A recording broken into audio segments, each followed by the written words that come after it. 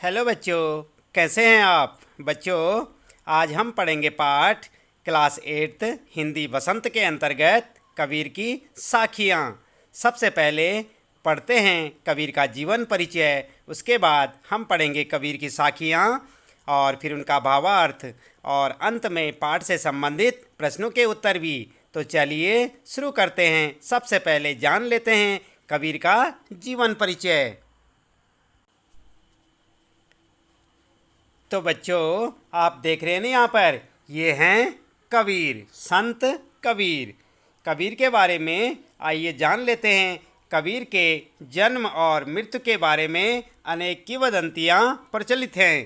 कहा जाता है कि सन 1398 में काशी में उनका जन्म हुआ और सन 1518 के आसपास मगहर में देहांत। कबीर ने विधिवत शिक्षा नहीं पाई थी, परंतु सत्संग, पर्यटन और अनुभव से उन्होंने ज्ञान प्राप्त किया था। भक्तिकालीन निर्गुण संत परंपरा के प्रमुख कवि कबीर की रचनाएं मुख्यतः कबीर ग्रंथावली में संग्रहित हैं, किंतु कबीर पंथ में उनकी रचनाओं का संग्रह बीजक ही प्रामाणिक माना जाता है। कुछ रचनाएं ग्रंथ साहब में भी संकलित हैं। कबीर अत्यंत उदार, निर्भय और सद्गृहस्थ संत थे। राम और रहीम की एकता में विश्वास रखने वाले कबीर ने ईश्वर के नाम पर चलने वाले हर तरह के पाखंड, भेदभाव और कर्मकांड का खंडन किया। उन्होंने अपने काव्य में धार्मिक और सामाजिक भेदभाव से मुक्त मनुष्य की कल्पना की। ईश्वर प्रेम, ज्ञान और वैराग्य, गुरु भक्ति, सत्संग और साधु महिमा के साथ आत्मबोध और जगत बोध की अभिव्यक्ति उनके काव्य में हुई है। कबीर की भाषा की सहजता ही उनकी काव्यात्मकता की शक्ति है। जन भाषा के निकट होने के कारण उनकी काव्य भाषा में दार्शनिक चिंतन को सरल ढंग से व्यक्त करने की ताकत है। तो बच्चों, ये था यहाँ पर कबीर के बारे में कबीर का जीवन परिचय। आइए अब जान लेते हैं कबीर की साखियाँ। आप भी हमारे साथ पढ़ें। तो बच्चों, आप देख रहे हैं ना यहाँ पर, यह है क्लास एट्थ हिंदी वसंत के अंतर्गत 9वां पाठ कबीर की साखियाँ। तो चलिए शुरू करते हैं, पढ़ते हैं साखियाँ। जाति न पूछो साधु की, पूछ लीजिए ज्ञान। मोल करो तलवार का, पड़ा रहन दो म्यान। तो इसको आप जो है भाव के साथ भी पढ़ सकते हैं। कैसे पढ़ेंगे आप? जाति न पूछो साध की, पूछ लीजिए ज्ञान। मोल करो तरवार का, पड़ा रहन दो म्यान। कबीरा, पड़ा रहन दो म्यान। उसके बाद आवत गारी एक है, उलटत होई अनेक। कह कबीर नहीं उल्टिए, वही एक की एक। कबीरा, वही एक की एक। इसके बाद तीसरे नंबर पर है यहाँ पर, माला तो कर में फिरे, जीव फिरे मुख माही। मनवा तो दहु दिस फिरे, यह तो सुमिरन नाही। कबीरा, यह तो सुमिरन नाही। इसके बाद अगला चौथा है यहाँ पर, कबीर घास न निंदिए, जो पाऊँ तली होय। उड़ी पड़े जब आँख में, खरी दुहेली होय। कबीरा, खरी दुहेली होय। और इसके बाद पांचवा है यहाँ पर जो है कबीर की साखियों के अंतर्गत दोहा, जग में बैरी कोई नहीं, जो मन शीतल होय। या आपा को डारी दे, दया करे सब कोय। कबीरा दया करे सब कोय। तो ये बच्चों यहाँ पर आपने सुनी इसकी कबीर की साखियाँ, जो कि हमने आपको भाव के साथ गाकर भी सुनाई। आइए इसके बाद जान लेते हैं पाठ का सारांश कि यहाँ पर जो है क्या कुछ इन दोहों में कहा गया है। तो इन दोहों में कबीर मानवीय प्रवृत्तियों को प्रस्तुत करते हैं। पहले दोहे में कवि कहते हैं कि मनुष्य की जाति उसके गुणों से बड़ी नहीं होती है। दूसरे में कहते हैं कि अपशब्द के बदले अपशब्द कहना कीचड़ में हाथ डालने जैसा है। तीसरे दोहे में कवि अपने चंचल मन पर जो है व्यंग कर रहे हैं कि माला और जीव प्रभु के नाम जपते हैं, पर मन अपनी चंचलता का त्याग नहीं करता। इसी प्रकार चौथे में कहा गया है कि किसी को कमज़ोर समझकर दबाना नहीं चाहिए, क्योंकि कभी कभी यही हमारे लिए कष्टकारी हो जाता है। जिस प्रकार तिनके की बात की गई है, जैसे हाथी और चींटी, एक छोटी सी चींटी हाथी को भी बहुत परेशान कर सकती है। इसी प्रकार पांचवें दोहे का भाव यह है कि मनुष्य अपनी मानसिक कमजोरियों को दूर करके संसार को खुशहाल और दयावान बना सकता है। तो इस प्रकार बच्चों आपने देखा यहाँ पर पाठ का सारांश, जो कि हमने आपको यहाँ पर बताया। आप चाहें तो इसे अपनी नोटबुक में नोट भी कर सकते हैं। इसके बाद आइए पढ़ लेते हैं कबीर की साखियाँ एक बार फिर से, और साथ में उनका भावार्थ भी जान लेते हैं। तो यहाँ पर जो है पहला जो है दोहा है, जाति न पूछो साधु की, पूछ लीजिए ज्ञान। मोल करो तरवार का, पड़ा रहन दो म्यान। कबीरा पड़ा रहन दो म्यान। अर्थात किसी साधु की जाति या धर्म से कोई मतलब नहीं होना चाहिए, बल्कि उसके ज्ञान से मतलब होना चाहिए। जैसे मोल भाव तलवार का करना चाहिए, न कि उसकी म्यान का। युद्ध में तलवार की उपयोगिता होती है, म्यान चाहे लाखों रुपए की हो या 1 रुपए की, युद्ध में बराबर होती है। तो ये था आपका पहले दोहे का अर्थ। इसके बाद आइए जान लेते हैं यहाँ पर दूसरे दोहे का अर्थ। और सबसे पहले यहाँ पर जो है आप भी सीखे हमारे साथ पढ़ लेते हैं इसको भाव के साथ। आवत गारी एक है, उलटत होई अनेक। कह कबीर नहीं उलटिए, वही एक की एक। कबीरा वही एक की एक। अर्थात कोई यदि आपको गाली या बद्दुआ दे तो उसे उलटना नहीं चाहिए, क्योंकि यदि किसी की गाली आप स्वीकार नहीं करेंगे तो वह खुद ब खुद वापस गाली देने वाले के पास चली जाएगी। यदि आपने उलट के गाली दे दी तो इसका मतलब है कि आपने उसकी गाली भी ले ली। कोई यदि आपसे बुरी बातें कहता है तो उसे चुपचाप सुन लेने में ही भलाई है। बहस को बढ़ाने से मन को क्लेश बढ़ता है, यानी कि मन को दुख होता है। इसके बाद आइए जान लेते हैं यहाँ पर तीसरा दोहा जो है कबीर ने किस प्रकार से लिखा। बड़े भाव के साथ से हम पढ़ेंगे। माला तो कर में फिरे, जीव फिरे मुख माही। मनवा तो दहु दिसु फिरे, यह तो सुमिरन नाही। कबीरा यह तो सुमिरन नाही। अर्थात कबीरदास को ढोंग से सख्त नफरत था। जो आदमी माला फेर कर मुंह में मंत्र पढ़ता है वह सच्ची पूजा नहीं करता है, क्योंकि माला फेरने के साथ मन भी 10 दिशाओं में भटकता रहता है। इसके बाद चौथा दोहा यहाँ पर कबीर का बड़ा ही जो है भाव वाला है। जैसे कबीर घास न निंदिए, जो पाँव तली होय। उड़ी पड़े जब आँख में, खरी दुहेली होय। कबीरा खरी दुहेली होय। अर्थात घास का मतलब तुच्छ चीज़ों से है।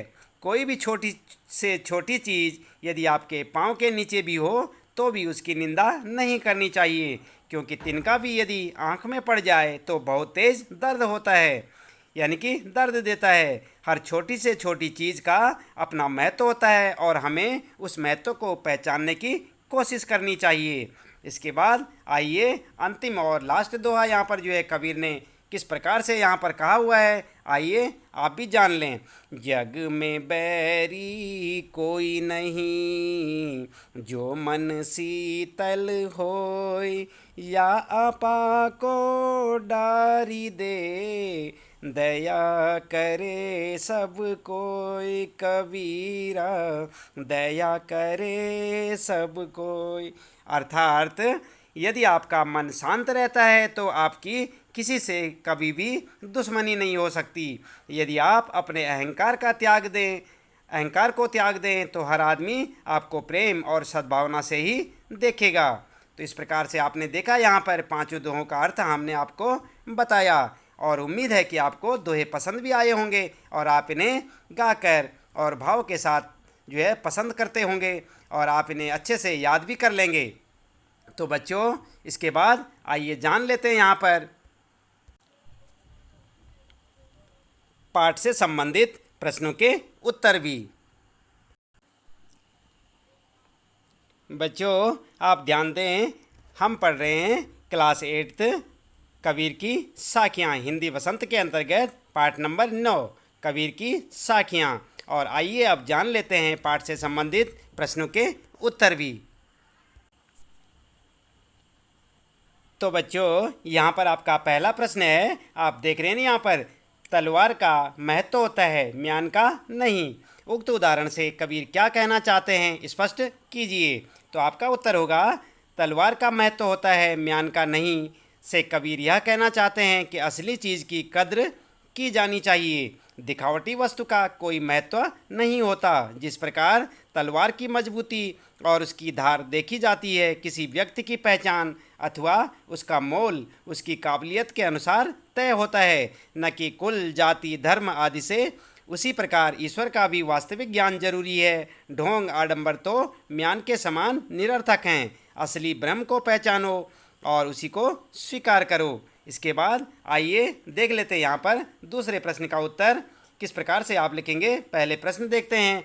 पाठ की तीसरी साखी जिसकी एक पंक्ति है, मनुआ तो दहु दिसी फिरे, यह तो सुमिरन नाही, के द्वारा कबीर क्या कहना चाहते हैं। तो आपका उत्तर होगा कबीरदास जी इस पंक्ति के द्वारा केवल माला फेर कर दिखावे और आडंबर की भक्ति करने वालों पर व्यंग करते हैं। वे कहते हैं कि भगवान का स्मरण एकाग्रचित होकर करना चाहिए। यदि हमारा मन चारों दिशाओं में भटक रहा है और हम राम राम जप रहे हैं तो वह भक्ति सच्ची भक्ति नहीं है। इसके बाद आइए देख लेते हैं यहाँ पर तीसरा प्रश्न। तीसरे प्रश्न में यहाँ पर जो है कबीर घास की निंदा करने से क्यों मना करते हैं, पढ़े हुए दोहे के आधार पर स्पष्ट कीजिए। तो आपका उत्तर होगा घास का अर्थ है पैरों में रहने वाली तुच्छ वस्तु, पैरों के नीचे होती है ना घास। कबीर अपने दोहे में उस घास तक की निंदा करने से मना करते हैं जो हमारे पैरों के तले होती है। कबीर के दोहे में घास का विशेष अर्थ है। यहाँ घास दबे कुचले व्यक्तियों का प्रतीक है। कबीर के दोहे का संदेश यही है कि व्यक्ति या प्राणी चाहे वह जितना भी छोटा हो उसे तुच्छ समझकर यानी कि छोटा समझकर उसकी निंदा नहीं करनी चाहिए। हमें सबका सम्मान करना चाहिए। इसके बाद आइए जान लेते हैं चौथा प्रश्न। चौथे प्रश्न में यहाँ पर मनुष्य के व्यवहार में ही दूसरों को विरोधी बना लेने वाले दोष होते हैं। यह भावार्थ किस दोहे से व्यक्त होता है। तो आपका उत्तर होगा जग में बैरी कोई नहीं, जो मन शीतल होए, या आपा को डार दे, दया करे सब होय सब कोई। इस प्रकार से आप उत्तर लिखेंगे इस वाले दोहे को। इसके बाद यहाँ पर जो है पांचवा प्रश्न है आपके लिए कि या आपा को डार दे, क्या यहाँ पर ध्यान दें आप, या आपा को डार दे, दया करे सब कोई, ऐसी बानी बोलिए मन का आपा खोए। इन दोनों पंक्तियों में आपा को छोड़ देने या खो देने की बात की गई है। आपा किस अर्थ में प्रयुक्त हुआ है? क्या आपा स्वार्थ के निकट का अर्थ देता है या घमंड का? तो आपका उत्तर होगा या आपा को आपा खोए, इस वाली लाइन में आप ध्यान दें, इन दो पंक्तियों में आपा को छोड़ देने की बात कही गई है। यहाँ आपा देख रहे हैं ना आप, यहाँ पर जो है आपा अहंकार के अर्थ में प्रयुक्त हुआ है। यहाँ आपा घमंड का द्योतक है, यानी कि परिचायक है, जो मनुष्य में धन बल या अन्य कारणों से उत्पन्न हो जाता है। इसी घमंड के कारण वह किसी को कुछ नहीं समझता और सबको अपने से हीन मानता है, यानी कि छोटा समझता है। इसके बाद बच्चों आइए जान लेते हैं यहाँ पर छठा प्रश्न। आपके विचार में आपा और आत्मविश्वास में तथा आपा और उत्साह में क्या अंतर हो सकता है, स्पष्ट करें। तो आपका उत्तर होगा आपा और आत्मविश्वास में तथा आपा और उत्साह में अंतर हो सकता है। नंबर 1, आपा और आत्मविश्वास। आपा का अर्थ है अहंकार, जबकि आत्मविश्वास का अर्थ है अपने ऊपर विश्वास। और नंबर 2, आपा और उत्साह में क्या अंतर है। तो आपा का अर्थ है अहंकार, जबकि उत्साह का अर्थ है किसी काम को करने का जोश। इस प्रकार से आप उत्तर लिखेंगे। इसके बाद 7वां प्रश्न आप देखें यहाँ पर, सभी मनुष्य एक ही प्रकार से देखते सुनते हैं पर एक समान विचार नहीं रखते। सभी अपनी अपनी मनोवृत्तियों के अनुसार कार्य करते हैं। पाठ में आई कबीर की किस साखी से उपयुक्त पंक्तियों के भाव मिलते हैं। एक समान होने के लिए आवश्यक क्या है, लिखिए। तो आपका उत्तर होगा कबीरदास जी की निम्नलिखित साखी हमें समानता का संदेश देती है। जैसे कि आप यहाँ पर देख सकते हैं, कबीर घास न निंदिए जो पाँव तली होए, उड़ी पड़े जब आँख में खरी दुहेली हो, यानी कि बहुत दुख देती है। इस दोहे में कहा गया है कि मनुष्य को राह में पड़े तिनके का भी अपमान नहीं करना चाहिए, चाहे उसका अस्तित्व तुच्छ ही हो, यानी कि छोटा ही क्यों न हो। उसी तरह समाज में हर प्रकार का भेदभाव समाप्त होना चाहिए, चाहे वह जातीय आधार हो या आर्थिक।